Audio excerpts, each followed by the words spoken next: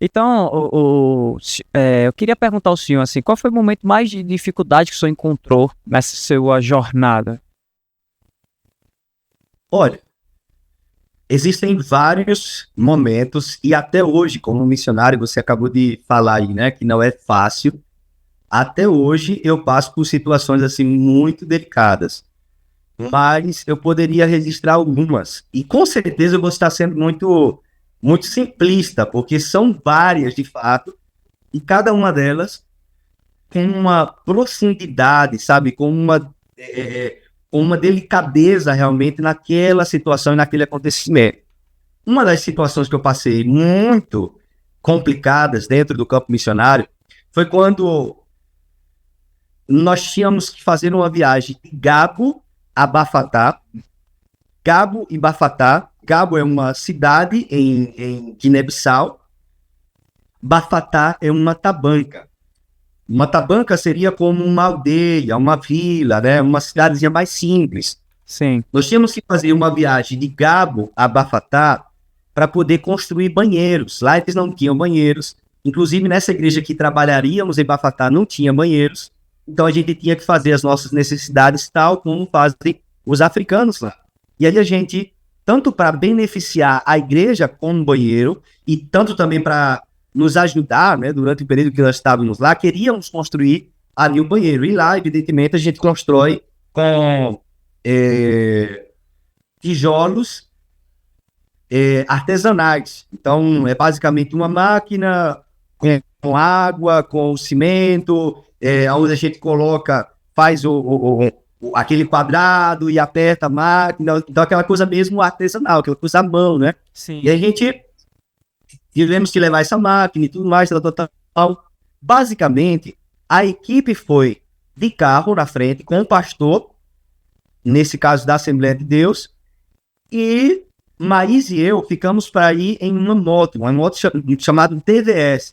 Você já ouviu falar com certeza, né, Jacá? Em uma... Às vezes as palavras só vêm em espanhol na cabeça, eu tenho dificuldade de lembrar português.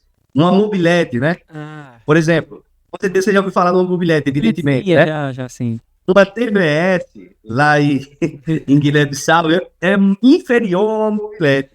Literalmente, a minha esposa e eu devemos viajar 50 quilômetros e a carretera não, como se diz, meu Deus do céu, a BR, vamos assim dizer, lá de Guiné-Bissau é uma apenas, é uma que corta o país inteiro.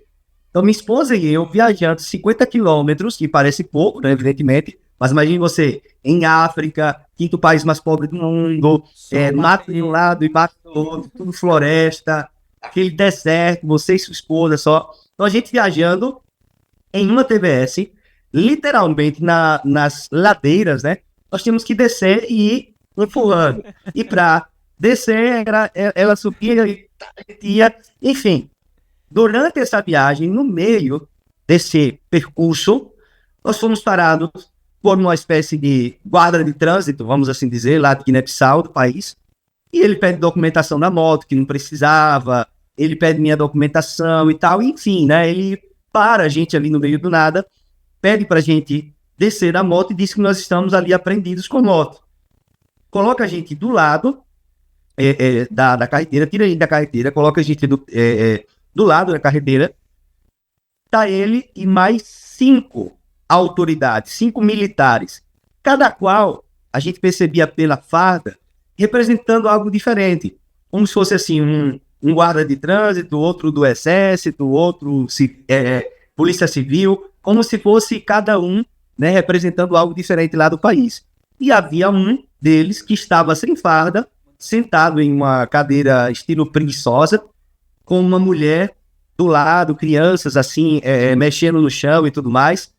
E aí, de repente, esse homem que está sem a farda começa a olhar para minha esposa, que inclusive nessa época minha esposa estava com dread, né? A gente tentava se caracterizar o máximo possível com a cultura africana. Então ela estava de dread, com a roupa de africana e tudo mais. Sim. Ele começou a olhar para minha esposa, tocar em suas partes íntimas e dizer, olhar para mim, olhava para ela, olhava para mim e dizia, a mim Bumidé, eu quero sua mulher, eu quero sua mulher. E aí, basicamente, naquele deserto, naquele meio do nada, estão esses 6 homens conversando entre eles ali a língua deles, o crioulo, a língua Raiz, nativa deles, rindo, fazendo gestos de como se estivesse planificando, né, fazer o mal ali contra a gente, e eu e a minha esposa, frente a frente, eu tentando explicar para eles que, olha, no nosso país não é dessa maneira, no Brasil não é assim. Por quê? Para eles lá, Isaac, pelo menos na época que eu fui, né, é normal um homem ter mais do que uma mulher, e não só ter mais do que uma mulher, senão pagar o dote, fazer algo para ter a sua mulher. Então, houve um dado momento que ele começou a dizer bem assim, ó, dizer o seguinte para mim, por ter que ir, né, você quer ir, você quer seguir? Eu não quero. Vá, mas deixe sua mulher. Administre-me, eu quero possuir a sua mulher, eu quero, né, ter relações com sua mulher. Sua mulher, ela começou a dizer, Bomindé é guineense, Bomindé é africana. Então começou a dizer que ela era de Guiné-Bissau, que ela era africana, e que a queria e tudo mais. E esse cara sem farda, com a mulher dele do lado, né, fazendo isso, tocando a parte íntima dele, rindo e tudo mais. Então foi um momento que muito complicado, isso era à tarde, foram passando horas e horas, o sol cada vez mais se pondo, aquela cena realmente assim de muita angústia, né? De muita angústia, daquela coisa de dizer assim, Deus meu, o Senhor disse que me encheria do Espírito Santo, né? Para fazer tua obra, de fato me encheu, me enviou a esse lugar, mas e agora, o que é que eu faço? Será que eu tomei a decisão certa, né? Bate aquela coisa de, meu Deus, e agora? E o tempo foi passando, e Deus é tão poderoso, tão maravilhoso, que eu falei para ele, olha, eu preciso fazer uma necessidade, será que eu posso ir até um pouco mais à frente? E ele disse, tá bom, vá, mas volte logo. Aí eu falei, mas eu vou levar minha esposa. Ele, vá, mas volte logo. Então ele permitiu, depois de eu muito pedir, né, para ele permitiu que eu saísse até um dado lugar com a minha esposa. E eu fui caminhando. Quando a gente chegou mais à frente, eu vi uma taberna, no meio do nada, literalmente, uma taberna. Taberna é tipo um bar, né? É tipo um bar, taberna, né? Uma taberna é tipo um bar, aqui na Bolívia se diz tenda, lá no Brasil se diz tipo uma bodega, né? Uma bodega onde você tem álcool, essas coisas, mas você também tem, sei lá, feijão, arroz, essas coisinhas, né? Apesar que lá era escasso essas coisas. Mas o ponto é que eu entrei nesse lugar e como eu já conhecia um pouco a cultura deles, né, dos africanos, eu peguei e comecei a falar com o rapaz da venda. Falei, olá amigo, tudo bem, não sei o que, tal. E aí comecei a falar com o vendedor e ele, príncipe e tal. Tinha outra pessoa lá e ele queria dizer assim, poxa, eu tenho um amigo brasileiro, né? Na perspectiva deles lá, eu tenho um amigo brasileiro, eu tenho um amigo branco e tal. Então, de uma certa forma de dizer, ele quis se mostrar pro amigo dele, falando assim comigo, como se fosse meu amigo e príncipe, não sei o quê. E aí, nesse exato momento, foi quando eu perguntei para ele, né, olha, você tá com o seu celular aí? Será que você tem como me emprestar seu celular? E ele falou, claro que sim, brasileiro, claro que sim, príncipe branco, não sei o quê. Aí, olha, me empresta aí, eu vou ali e volto já, tá bom? Não, tá bem. Esse cara me emprestou o celular dele. Lá eu não tinha, evidentemente, celular, não tinha número, não tinha nada. A única coisa que eu tinha era o número do pastor no meu bolso, que o pastor disse assim, Diego, se acontecer alguma coisa, dá um jeito de encontrar o celular e ligar para mim. Eu tinha o número do pastor que já estava em Bapatá, já tinha chegado lá na frente, e eu estava com esse número no bolso. Eu voltei, comecei a tentar ligar para o pastor, tentar ligar e aquela coisa toda, e o pastor não atendia, não sei o quê, até que o pastor atendeu. Eu conversei com o pastor, ele disse, não sai daí, fica calmo, não entregue esse celular para ninguém, não devolve para o dono, para resumir a história, né? Ele... No caso, para poder não te livrar do buraco que o senhor estava praticamente, né?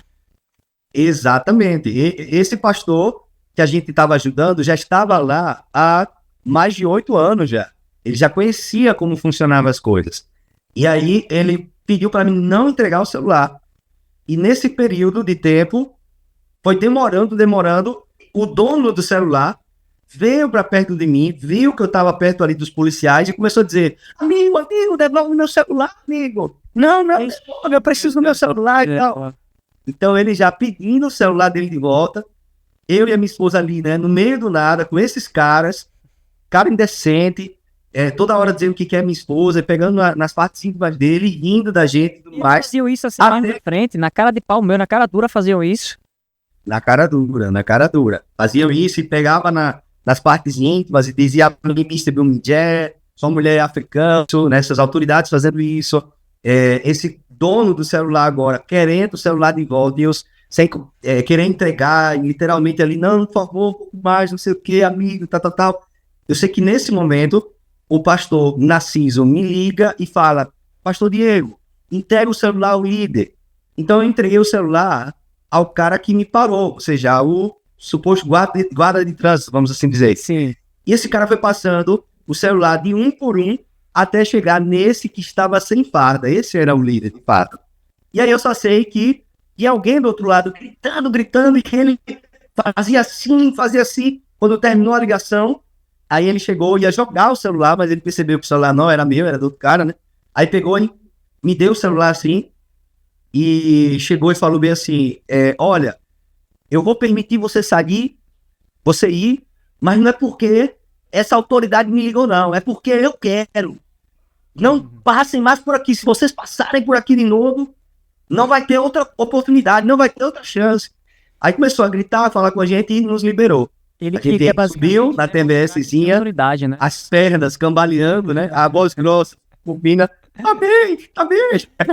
Graças, obrigado. E aí, fomos embora. Quando chegamos lá em Bafatá, os missionários estavam na parte de fora da igreja, de joelhos, em um círculo de oração, orando por nossas vidas. Eles festejaram muito, nos abraçaram. E aí eu cheguei e perguntei para o pastor Narciso, né, o que tinha acontecido para que eles tivessem nos liberado, já que eles tinham decidido que não iriam liberar a gente. Aí o pastor Narciso falou: primeiro, Diego, eu tenho que glorificar a Deus. Nós temos que glorificar a Deus. Porque o que aconteceu com vocês foi um milagre. Existem vários missionários que passam pela mesma situação que vocês e não conseguem se livrar, que simplesmente desaparece do mapa. A minha esposa, por exemplo, já tive a tristeza de passar várias vezes por situações assim, que querem pedir minha esposa, querem ficar com minha esposa. Vários missionários passam por essa situação aqui.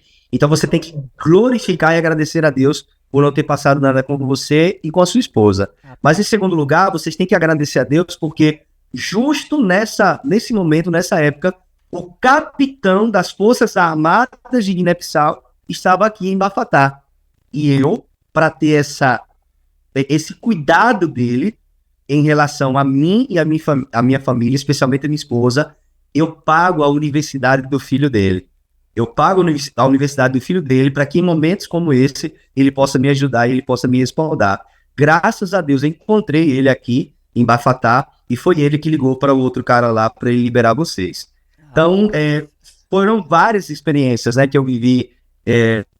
Muita tristeza, de quase que não vai dar certo, quase morte, mas essa que eu contei foi uma delas que realmente marcou muito as nossas vidas. Você que está nos assistindo aqui, este corte, eu quero dizer, não deixe de curtir, de compartilhar e também de se inscrever no nosso canal. É um conteúdo muito importante que nós trazemos aqui e também para que o YouTube venha entender que o nosso canal é relevante e possa indicar para mais pessoas. Então, obrigado pela sua participação, que Deus te abençoe, a paz do Senhor Jesus Cristo. Grande abraço, tchau, tchau.